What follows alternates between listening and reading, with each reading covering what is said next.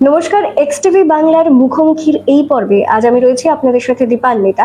আর আমার সাথে আজ রয়েছে আমাদের এখানকার ভূমিপুত্র সোশ্যাল অ্যাক্টিভিস্ট উত্তম বর্মন। অনেকেই উত্তম বর্মন এই নামের সাথে পরিচিত, যারা পরিচিত নন তাদের জন্য একটা ছোট্ট করে তার পরিচয়। এই ভূমিপুত্র উত্তম বর্মন আমাদের ঘরের ছেলে, যে সাইকেল চেপে গোটা ভারতবর্ষ ভ্রমণ করেছে। এবার ভাবছেন সাইকেল কেন? কারণ তার এই সাইকেলে চাপার পেছনে রয়েছে এক বিশেষ বার্তা। পলিউশন ফ্রি ভারত বা পলিউশন ফ্রি বিশ্ব গড়ে তোলার এক বার্তা তিনি দিতে চেয়েছেন এই সাইকেলের মধ্যে দিয়ে। আজ যদি অন্য কোনো যানবাহন তিনি ব্যবহার করতেন, সেখান থেকে পরিবেশ দূষণের একটা বিশাল পরিমাণ চান্স থাকতো। যাতে সেটা না হয় সেই জন্যই সাইকেল ব্যবহার। তার সাথে সাথে মানুষকে রক্তদানের উপকারিতা এবং প্রয়োজনীয়তা সম্পর্কে জানানো তার এই সাইকেল চেপে ভারত ভ্রমণের এক বিশেষ উদ্দেশ্য। আমরা তাকে আজ পেয়েছি এবং তাকে পেয়ে আমরাই আজ নিজেদের ধন্য মনে করছি। তার এই কাজের জন্য তাকে অবশ্যই কুনিশ আমরা আজ বরণ করে নিলাম আমাদের এখানকার ভূমিপুত্র উত্তম বর্মন দাকে। নমস্কার। আচ্ছা উত্তম দা, একদম ঘরের কাছের ছেলে, কামাখ্যাগুড়ি আমাদের একদম সামনের মানে পাশের এক মফস্বল এলাকা। আমরা এত ছোট জায়গায় থেকে অনেকেই ছোট ছোট প্রয়াস করি যে রক্তদান করে হোক কিংবা কোনো কোনো বার্তা ফেসবুকে আমরা বেশিরভাগ ক্ষেত্রে পোস্ট করি। এই যে তোমার একটা এত বড় উদ্যোগ, এত ছোট একটা শহরে থেকে কোথা থেকে চিন্তা ভাবনাটা আসলো?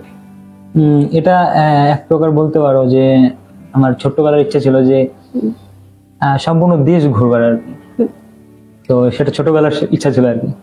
তো আস্তে আস্তে হয় না যে ইচ্ছা একটা গাছের মতন আস্তে আস্তে বড় হয়, ঠিক সেরকম আস্তে আস্তে সেই ইচ্ছাটাই এতই প্রবল হলো যে আমি এটা আমার প্রথম জানি না, আমি এর আগেও জার্নি করলাম।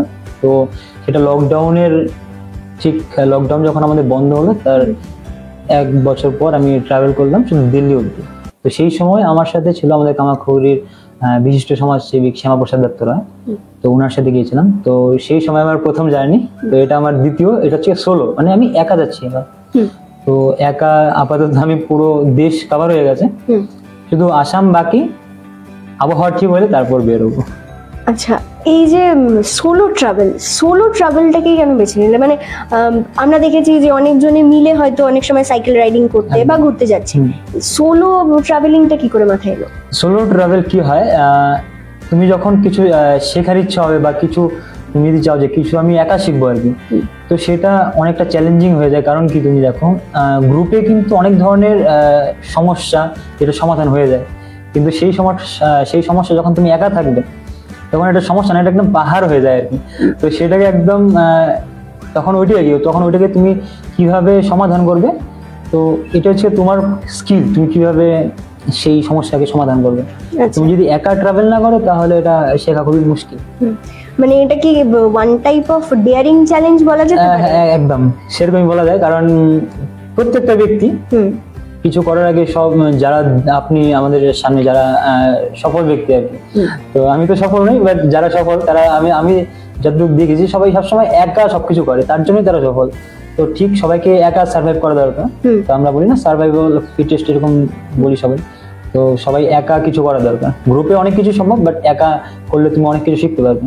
আচ্ছা, আমি কিছুদিন আগে তোমার একটা ব্লগ দেখছিলাম, যেহেতু তোমার একটা ব্লগ চ্যানেল আছে।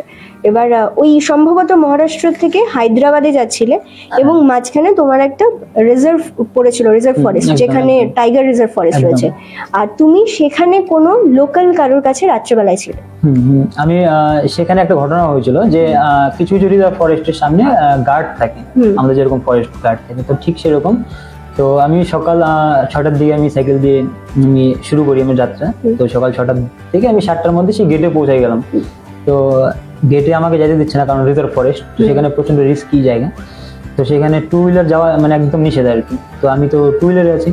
তো সেই মুহূর্তে আমি দেখছি যে একজন পাশে শুয়ে আছে, যে কাপড়, তার উপর দিয়ে কাপড় ঢাকা। তো আমি পাশে জিজ্ঞাসা করলাম যে এটা কি হয়েছে। বলছে যে সকালবেলা উনি জঙ্গলে গেছিল, ওখানে স্থানীয় বাসিন্দা, তো ওই জ্বালানি কাঠ আনার জন্য। তো তাকে বাঘ আক্রমণ করাতে তার কিছু দেহের অংশ সে নিয়ে গেছে আর কি। তো তাকে সে ফরেস্ট ডিপার্টমেন্ট উদ্ধার করে সেই চেকপোস্টে আনা হয়েছে। তো সেই সব জায়গাতে আমাকে যেতে দেয় না। তো সেই জায়গাতে আমি অল্টারনেটিভ বুদ্ধি মানে ট্রাকে আমার সাইকেল চড়ায় তারপর নিয়ে আসতে লাগবে, কারণ ওইখানে টু হুইলার একদমই অ্যালাউ না। তো সেই জায়গাতে যদি আমি থাকতাম তাহলে আজকে হয়তো আমারও এরকম অবস্থা হতো। তো যাই হোক, এরকম কিছু কিছু জায়গাতে প্রচন্ড অসুবিধা হয় আর কি। আচ্ছা, এই যে সোলো ট্রাভেল করার সময় বিভিন্ন মানুষ তোমাকে হেল্প করছে, তারা থাকতে দিচ্ছে বা কেউ জল এনে দিচ্ছে, এটা কি তুমি কি ওয়েতে দেখো? কারণ এটা হেল্পফুলও যেরকম, সেরকম একটা অচেনা মানুষকে বর্তমানে বিশ্বাস করাটাও তো একটা টাফেস্ট। এটা এখন আমরা এটা হেল্প দেখি, কিন্তু এটা দীর্ঘদিন আগে এনশিয়েন্ট টাইমে এটা সাধারণ লোকের দায়িত্ব যে একজন আরেকজনকে হেল্প করা, তো অতিথি হিসাবে সবাইকে দেখা। কিন্তু এখনের দিনে এটা একটা হেল্প আমরা বলতে পারি। তো এটা আমি খুবই ধন্য মনে করি যে এখনো আমাদের দেশে খুবই ভালো লোক আছে যে সবাই একে অপরের জন্য লড়ে বা একে অপরের জন্য হেল্প করে। তো এটা এখনো আছে, আর এটা আমি চেষ্টা করবো, মানে আমি চাই যে এটা এখনো থাকে আর কি, তাহলে খুবই ভালো থাকবে। কারণ এটা যদি উঠা যায় যে কেউ কাউকে হেল্প করবে না, তাহলে এটা তুমি দেখো কিরকম অবাক করা বিষয়, মানে অসামাজিক হয়ে পড়বো। হ্যাঁ, একদম অসামাজিক হয়ে পড়বো একদম। আচ্ছা, আরেকটা জিনিস যেটা হচ্ছে, এই যে একটু আগে আমি তোমাকে যে কথাগুলো জিজ্ঞেস করছিলাম মহারাষ্ট্র থেকে যাওয়ার পথে, বা তোমার অন্যান্য ব্লগিং চ্যানেলও আমি দেখলাম যে সোলো ট্রাভেল করার ক্ষেত্রে আমি দেখলাম অনেকে বলে যে অনেক রকম প্রবলেম হয়, ঠিক আছে, ট্র্যাক খুঁজে পাওয়া যায় না। সেখানে তুমি ট্র্যাকটা কোথা থেকে পাচ্ছ, যে কোন রাস্তা ধরে এগোতে হবে, এবং দ্বিতীয় জিনিস কোথায় বেঙ্গলি কমিউনিটি আছে বা কোথায় কারা থাকছে, এই জিনিসটা তুমি কোথা থেকে যোগাযোগ করে জানতে পারছো?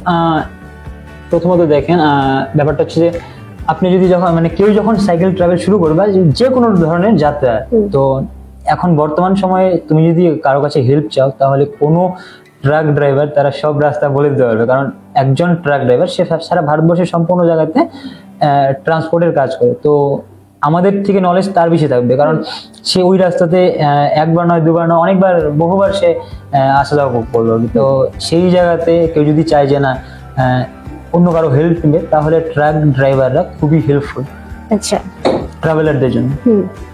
আর মনে করো হচ্ছে কি, আর বর্তমান সময় সোশ্যাল মিডিয়া, মানে আমাদের হাতে ফোন আছে, ফোন থাকাতে এখন আমি ঘরে বসে সবকিছু করতে পারবো। তো এই একটা উপায়, ফোন থাকা দরকার। আর আমার কি মনে হয় যে কেউ যদি সোলো ট্রাভেল বা কোনো যাত্রা শুরু করে, তার একটা ভীষণ থাকে, তাই না, যে আমি আজ থেকে 6 মাস পরে এখানে এটা করবো। তো তার আগে তার প্ল্যান থাকে।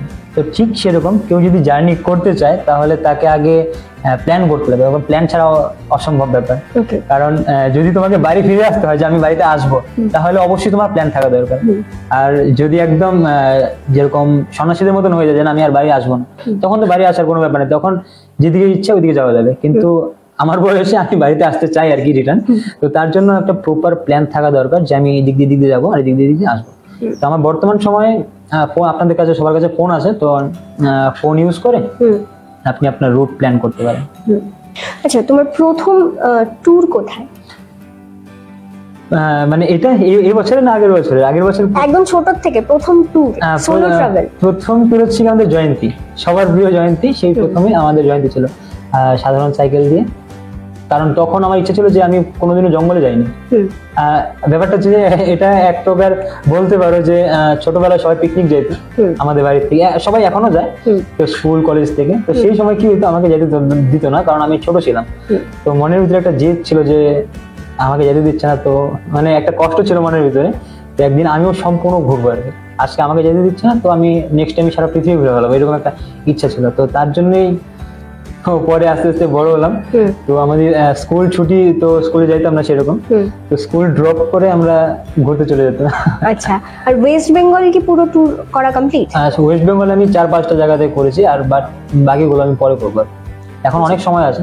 আচ্ছা, আমি আরেকটা জিনিস দেখলাম যে সোশ্যাল মিডিয়ায় ইতিমধ্যে তুমি একটা পোস্ট করেছো তোমার বাড়িতে থেকে, যে তুমি এখন কামাখ্যাগুড়ি, অর্থাৎ তোমার নিজের হোম টাউনকে রিপ্রেজেন্ট করতে চাচ্ছ।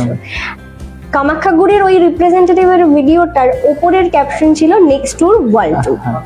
এই ওয়ার্ল্ড ট্যুর সম্পর্কে একটু জানতে চাই। প্রথমত দেখো, আমি হচ্ছে মিডল ক্লাস ফ্যামিলি থেকে বিলং করি।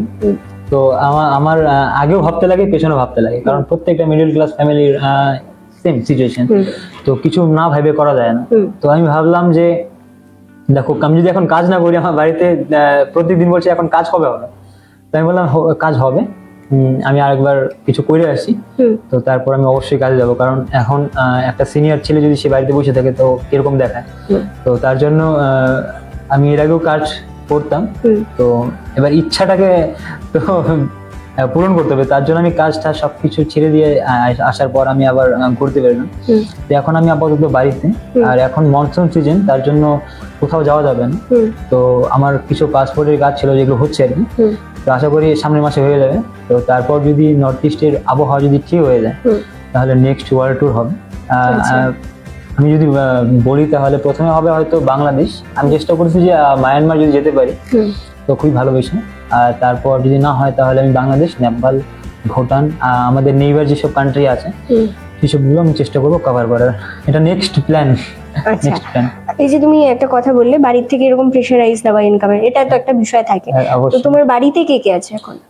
আমার বাড়িতে আমরা 4 জন, আমি, আমার বড় দাদা, মা, বাবা। আচ্ছা, তাহলে বাড়ি এখন কিভাবে চলছে? মানে তুমি তো শুধু ট্রাভেল করছো, আর সম্ভবত তোমার একটা ব্লগ চ্যানেল আছে, নামটা কি ব্লগ চ্যানেলের? বর্মন ট্রাভেলার। আচ্ছা, হ্যাঁ, যেটা জিজ্ঞেস করছিলাম, মানে ইনকাম অফ সোর্স কি বাড়িতে? বাড়িতে হচ্ছে আমরা, আমি আমার দাদা ইনকাম করি বর্তমানে। আমি আমি আমি আপাতত বেকার, তো দাদা আপাতত ইনকাম করতেছে, তো দাদাই চালাচ্ছে সবকিছু। আর বাবা তো নর্মাল কাজ করতেছে, মানে সারাদিন কাজে বের হয় বা বেরোনো এরকম আর কি। এখন আমরা যেহেতু কাজ করতেছি তার জন্য এখন আর বেরোয় না। আচ্ছা, এই যে ট্রাভেল করাটা, এতেও তো খরচা হয়, সেটা কোথা থেকে আসে? এটা হচ্ছে কি, দেখুন ট্রাভেল হচ্ছে কি অনেক প্রকার হতে পারে, সাইকেল বা হিচ হাইকিং, তারপর অনেক ধরনের ট্রাভেল হতে পারে। তো সেই সব জায়গাতে অনেক ধরনের খরচা হয়। তো আমি যে সাইকেলে ট্রাভেল করছি, তো আমার যে খরচাটা সেটা কি অলমোস্ট 80% আমার নিজের পার্সোনাল সেভিংস। তো নিজের সেভিংস দিয়ে আমি ঘুরতেছি, আর বাকি যারা আমাকে স্পন্সর করেছিল তো তাদেরকে অসংখ্য ধন্যবাদ যে আমাকে সাহায্য করার জন্য। তো আর এই আর কি, বাকি তাদের স্পন্সর আর বাকি আমার। আচ্ছা, এই যে কামাখ্যাগুড়িকে রিপ্রেজেন্ট করা, কি প্ল্যান আছে? কামাখ্যাগুড়ির মধ্যে কি কি? প্রত্যেকটা ব্যক্তি যারা যেসব জায়গা থেকে বিলং করে তাদের দায়িত্ব যে তাদের জায়গা, তাদের হোম টাউন বা তাদের জায়গাকে আরো এগিয়ে নিয়ে যাওয়া। তো আমি জানি না কতটুকু আমি পারবো, বাট আমি চেষ্টা করতেছি যে আমি আমার হোম টাউনকে আরো অন্যান্য লোকেদের কাছে আমি আমার যে কামাখ্যাগুড়ি যে নামটা আর কি সেটা ছড়ায় দেওয়ার, যে হ্যাঁ অন্য ব্যক্তিও জানে যে কামাখ্যাগুড়ি মানে কামাখ্যাগুড়িতে কত কেউ এই সাইকেলিস্ট, কেউ এই খেলোয়াড় বা এরকম কিছু। আচ্ছা, আরেকটা জিনিস, এই যে একটু আগে ইন্ট্রো দিলাম সবাইকে, তোমার এই সাইকেল নিয়ে বেরিয়ে পড়ার পেছনে কিছু বার্তা ছিল সমাজকে দেওয়ার মতো, সেই বার্তাগুলো যদি একটু বল। আমি আমার সাইকেল যাত্রা শুরু করেছিলাম পলিউশন ফ্রি ওয়ার্ল্ড আর ব্লাড অ্যাওয়ারনেস নিয়ে। তো আমি মোটামুটি আমি চেষ্টা করেছি অনেক জায়গাতে আমি এইসব বিষয়ে আলোচনা করার। তো আমি বলতে পারি যে আমি 50% আমি সক্ষম যে আমি সেই সব জায়গাতে আমি গিয়ে তাদের সাথে কনভারসেশন করা, তাদের এই বিষয়ে বলা। তো সেটা তো হয়েছে, আর কিছু এরকমও কিছু জায়গা আছে যেখানে মানে তার অপোজিট, যেরকম এটা হয়তো শুনতে খারাপ লাগবে, আমি কন্যাকুমারীতে গেছিলাম, ধনুষকোটির আমাদের ভারতবর্ষের লাস্ট রোড যেটা আমরা বলি। তো তার আগে কি হয়, সেই রোডের আগে একটা চেক পয়েন্ট থাকে, যে প্লাস্টিক চেক পয়েন্ট। তো সেখানে খুব 20 টাকা করে নেওয়া হয় 4 হুইলার থেকে, যাতে প্লাস্টিক না ফেলা হয়। ঠিক চেকপোস্ট ক্রস করার পর ধনুষকোটি রোড যেখান থেকে শুরু হয় সেখানে প্লাস্টিকের স্তূপ আর কি। তো সেটা মানে একদমই উল্টা আর কি, যেখানে ট্যাক্স নেওয়া হচ্ছে, টাকা নেওয়া হচ্ছে যে প্লাস্টিক ফেলবে না, দূষণ করবে না, আবার ঠিক চেক পয়েন্ট পার করার পর সেখানে প্লাস্টিকের যাচ্ছে তাই অবস্থা। তো এটা হচ্ছে কি নিজেদের ভাবার বিষয়, কারণ আমরাই হচ্ছে কি সবকিছু করি, তাই না? আমরাই একটা জায়গাকে মানে সুনাম দিই, আবার একটা জায়গাকে আমরাই বদনাম করি। তো সবই নির্ভর করে আমাদের কাজের উপরে। তো চেষ্টা করবো যারা টুরিস্টরা যাচ্ছে তারা যাতে এই বিষয়ে অ্যাওয়ারনেস হয় আর কি, কারণ সব তো টুরিস্টরাই করে, তাই না? তো হয়তো আমার দ্বারা কোনো ভুল হয়েছিল সেই সময়। তো যাই হোক, আমি চেষ্টা করবো যে নেক্সট টাইম এরকম কিছু না হয়, সবাইকে আরো এটা এই বিষয়ে সচেতন করেন। আচ্ছা, তোমার ইন্সপিরেশন কি এই ট্রাভেলিং এর পেছনে? প্রথমত ওই আর কি, যে ছোট্টবেলায় ইন্সপিরেশন না, ছোট্টবেলায় একটা জেদ ছিল যে কেউ আমাকে মানে ঘুরতে যেতে পারতেছে না, সবাই পিকনিক যাচ্ছে আমার সিনিয়ররা বা আমার দাদারা, তো আমাকে যেতে দিচ্ছে না কারণ আমি ছোট ছিলাম। তো সেটা একটা জেদ বলতে পারো, এর ইন্সপিরেশন, মানে জেদটাই ইন্সপিরেশন হয়ে গেছে পরবর্তীকালে, একটা কনভার্ট হয়ে গেল যে জেদটা একটা ইন্সপিরেশন। আচ্ছা, আরেকটা জিনিস, এই যে তুমি বলছিলে সবার হাতেই ফোন আছে, সোশ্যাল মিডিয়া এত অ্যাক্টিভ, তুমি তো ট্রাভেল করো, সাথে কিছু সময় বাড়িতে এসে রেস্ট নাও বা রাত্রে কোথাও থাকো, এত কিছুর মাঝখানে এই যে আমাদের এক্স টিভি বাংলা কতটা দেখা হয়? এক্সট্রি বাংলাকে খুবই ধন্যবাদ আমাকে এখানে নিমন্ত্রণ করার জন্য। তো আমি চেষ্টা করবো যে যারা আরো সোশ্যাল অ্যাক্টিভিস্ট, যারা এখানে সোশ্যাল অ্যাক্টিভিটি কাজ করেন, তারা যাতে তাদের বার্তাটা আপনাদের মাধ্যমে আরো দূরে ছড়ায় দিতে পারে আর কি। তাহলে অবশ্যই শুধু কোনো কাজ একা হয় না, তাতে একটা অনেকটা একটা কমিউনিটি দরকার। তো আমি মনে করি যে সেই কমিউনিটিটা আপনারা বিল্ড করতে পারবেন।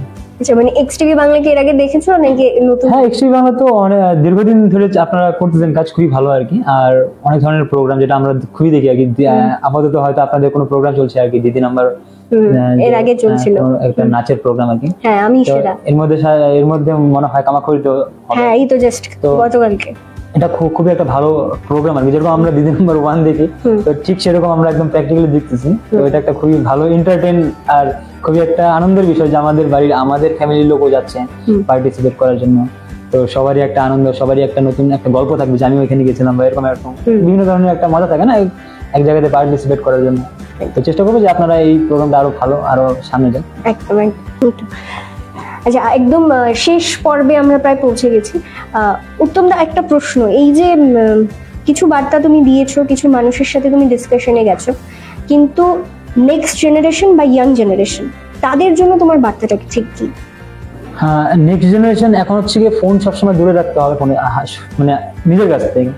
তাহলে নেক্সট জেনারেশন অনেক কিছু করবে। কারণ কি, আমি দেখতেছি যে আমার পাড়াতে প্রায় যতজন ছেলেপেলে আছে, আমার ভাই বা আমি যাদের দেখতেছি আর কি, এরা সবসময় মাথা নিচু করে হাঁটতেছে, মানে সবসময় ফোন ইউজ করতেছে। তো এতে কি হয়, আমি একজন ভাইকে বললাম চল আসে ঘুরে আসি, এই বলতেছে আমি যেতে পারবো না, মানে বলতে যে হবে না, এনার্জি নাই। তো এই বয়সে এরকম হচ্ছে না। এটা শুধু আমার পাড়াতে না, প্রত্যেকটা জায়গাতে সেম সিচুয়েশন। তো আমি এটাই বলবো যে ফোনটাকে, যারা সিনিয়র যারা দেখতেছেন তাদেরকে এটাই বলবো যে ফোনটা তাদের বাচ্চাদের থেকে অনেকটা দূরে রাখুন। কারণ এটা একটা এফেক্ট পড়তেছে, তাই না? সবাই ফোনে সবকিছু প্রথমত হচ্ছে আমাদের মস্তিষ্কটাকে অবজার্ভ করে নিতেছে না, যে একদম সব ঘরে বসা ফেলালো আর কি। তো এটা করা যাবে না, ফোনটা দূরে রাখতে হবে, তাহলে হয়তো নেক্সট জেনারেশন অনেক কিছু করতে পারবে।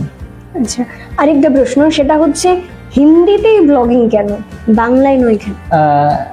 এটা হচ্ছে একটা পার্সোনাল প্রশ্ন আর কি। এটা যদি আমি একটু ডিপলি বলি তাহলে হয়তো কন্ট্রোভার্সি হতে পারে। তো হিন্দি হচ্ছে কি আমাদের, আমরা সবাই ব্যবহার করি না। তো এটা হচ্ছে কি, এখন যদি আমি ব্লগ বা ভিডিও যে হিন্দিতে করি, তো অনেক জায়গাতে যেরকম আমাদের শুধু বাঙালি কমিউনিটি, কিন্তু এবার তুমি বাংলা ক্রস করলে পরে সবাই হচ্ছে হিন্দি, তো সেই সব জায়গাতে কিন্তু বাংলা চলে না। আচ্ছা, মানে নিজের কথাগুলো যাতে মানুষ আরো বেশি শুনতে পায় সেই জন্য হিন্দি। একদম, কারণ এটা অনেকে আমাকে অনেক ধরনের কমেন্টস করে যে হচ্ছে তুমি বাঙালি হয়ে হিন্দি কেন বলো। তো আমি বললাম যে আমি যদি বাংলায় বলি তাহলে শুধু বাংলার লোক দেখবে, কিন্তু তাহলে আমি যে আদার কমিউনিটি আছে ওদেরকে আমি বলবো কি করে যে আমি কি করতেছি আর কি। তো সেটা হচ্ছে গিয়ে আমার পয়েন্ট অফ ভিউ, কিন্তু মানুষ আমাকে অনেক কিছু বলে, তো সেটা বলতেই পারে তার নিজস্ব। মানে কন্ট্রোভার্সি তখনই তৈরি হয় যখন কেউ কোনো কাজ করে। অবশ্যই, এবার কাজ না করলে সেটার কোনো কন্ট্রোভার্সি থাকে না।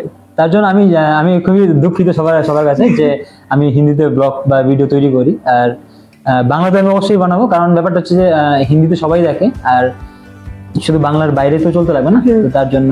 বা সাবটাইটেল যদি বাংলায় অ্যাড করা যায়, কারণ আমি এই কারণে বলছি, অনেকেই আছে যারা আমাদের মতন মফস্বল এলাকা থেকে, এবং আমাদের বাবা মারা অনেকেই আছে হিন্দি বোঝে না। অবশ্যই। এবার তারা যখন দেখছে যে ঘরের ছেলে একটা কাজ করছে, কিন্তু তারা সেই কানেকশনটা করতে পারছে না। হয়তো বুঝতে পারছে যে তুমি ঘুরছো, বাট তুমি যে অ্যাওয়ারনেস গুলো তৈরি করছো সেটা হয়তো তাদের কাছে পৌঁছচ্ছে না। ঠিক আছে, তাদের জন্য একটু ভাবো। হ্যাঁ, আমি অবশ্যই চেষ্টা করবো। না, আমি দেখুন, আমি তো কট্টর বাঙালি, তো কোনো ব্যাপার না, আমি অবশ্যই চেষ্টা করবো। আর নেক্সট যে আমি যদি কোনো কিছু ভুল করে থাকি তো সেগুলোকে শুধরাবো, আর চেষ্টা করবো যে বাংলায় বানাবো। আচ্ছা, তার মানে আমরা নেক্সট তোমার ট্যুর দেখতে চলেছি, ওয়ার্ল্ড ট্যুর, যদি সব ঠিক থাকে। হ্যাঁ, সব ঠিক থাকলে ওয়ার্ল্ড ট্যুর হবে। আর সব ঠিক না, ওয়ার্ল্ড ট্যুর করবো আর কি। মানে এটা একদম একটা ফিক্সড ডেস্টিনেশন যে আমি ওয়ার্ল্ড ট্যুর করবো। আচ্ছা, এই যে হিন্দিতে ব্লগিং এর কথা বলতে বলতেই, তুমি যদি হিন্দিতেই ব্লগিং করো এবং সোশ্যাল অ্যাওয়ারনেস দাও আমাদের এখানকার স্থানীয় লোকেদের জন্য, এবং স্থানীয় যারা ইয়াং জেনারেশন আছে তাদেরকে তুমি সমাজ সম্পর্কে কি বার্তা দিতে চাচ্ছ, এবং সেটা একটু বাংলায় বল। তো আমি বলতে চাই যে আমি দেখেছি যে এখন অর্গানাইজেশন আমরা যেরকম দেখি আর কি, ভলেন্টিয়ার অর্গানাইজেশন, তো সবাই এটা কি হয়, একটা কমিউনিটি আলাদা আলাদা ইন্ডিভিজুয়াল হয়ে যায়, যে এখানে এই গ্রুপ, এখানে ওই গ্রুপ। তো এটা না করে সবাই একসাথে কাজ করব, আর এটাই চেষ্টা করবো যে নিজেদের যে আমাদের যে পার্শ্ববর্তী এলাকা বা নিজের এলাকা, তো সেগুলোকে পরিষ্কার পরিচ্ছন্ন রাখা, আর শুধু নিজের যে জ্ঞান, তো সেই জ্ঞানটাকে যাতে সামনে দেওয়া যায়, তো সেই সব ভাবনা চিন্তা নিজেদের মধ্যে রাখা আর কি। কারণ যদি আমি যদি ভাবি যে হ্যাঁ এ নোংরা করতেছে, আমি সেটা পরিষ্কার করবো না, তো এটা নিজের ভুল আর কি। তো এটা ভাবা যাবে না, সে করতেছে তো আমি সেটাকে পরিষ্কার করবো, তো সেটা দেখাতে সে যে নোংরাটা করবে সেই লজ্জিত হয়ে যাবে। তো আমি চেষ্টা করবো যে আপনারা সবাই এই বিষয়ে আরো ভালো অবগত হবেন, আর নিজের থেকে এই সমাজে যেসব অ্যাক্টিভিটি করলে সমাজের ভালো হবে সেই সব কাজ নিয়ে অবশ্যই ভাবনি। কারণ বর্তমান সময়ে আমরা খুবই ডিজিটাল, তো আমাদের মধ্যে সেই জ্ঞানের পরিমাণটা অবশ্যই অনেক বেশি। তো ইয়ং জেনারেশনকে এটাই বলতে যাবো যে নিজে অ্যাওয়ারনেস, নিজের পার্শ্ববর্তী এলাকাকে পরিষ্কার পরিচ্ছন্ন রাখো, আর এইভাবে তোমরা যদি করতে থাকো তাহলে আগামী ফিউচারে আমরা একটা পরিষ্কার পরিচ্ছন্ন ভারত দেখবো। আচ্ছা, আজকে আমরা পেয়ে গেছিলাম উত্তম বর্মনদাকে আমাদের সাথে, যিনি একজন সোশ্যাল অ্যাক্টিভিস্ট। আবারও বলছি, তার এই সাইকেল রাইডিং এর মধ্যে দিয়ে সমাজকে সে বার্তা দিতে চেয়েছে পরিবেশ দূষণ মুক্ত রাখতে এবং রক্তদান, জীবনদান, এই দুটো বার্তা কিন্তু মেইন ছিল। বারবার বলছি, এই জিনিসগুলো যদি আমরা প্রত্যেকে একসাথে মিলে টিম ওয়ার্ক হিসেবে করি, তাহলে হয়তো আমরা একটা সুন্দর স্বচ্ছ ভারত পাবো। আর সমস্ত খবর নিজেদের স্থানীয় এবং দেশের খবর দেখার জন্য চোখ রাখতে হবে এক্সটিভি বাংলার পর্দায়, সবার সাথে সবার পাশে।